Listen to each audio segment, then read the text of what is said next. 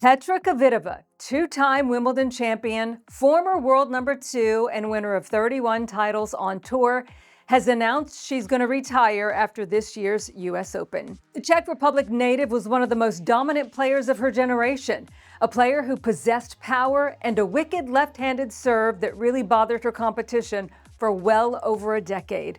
In a statement on social media, Kvitova said she couldn't have asked or wished for anything more, that tennis has given her everything she has today, and she is very grateful.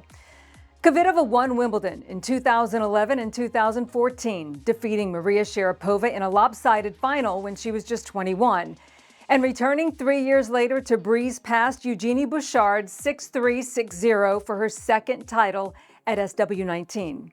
She went 38-13 overall at Wimbledon in 15 career appearances. Kvitova was part of 6 Billie Jean King Cup titles won by the Czech Republic, going 30-10 in singles rubbers for her nation, and she also reached the Australian Open final in 2019, falling to Naomi Osaka in a battle for the #1 ranking.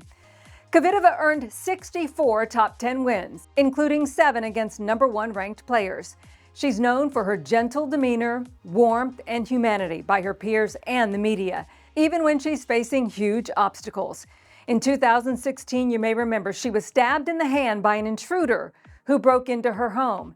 It was a career-threatening injury. She suffered damage to tendons and nerves in all 5 of her fingers and needed a 4-hour surgery to make the repairs. The next year, she made a triumphant comeback at Roland Garros. Kvitova later gave birth to her baby boy, Peter, in July of 2024, and then returned to tennis this February after a 15-month hiatus in Austin, Texas.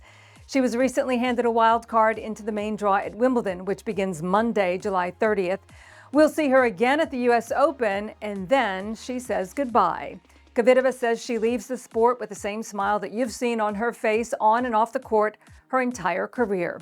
Petra Kvitova, retiring after the U.S. Open. I'm Grace Carter. We'll see you next time.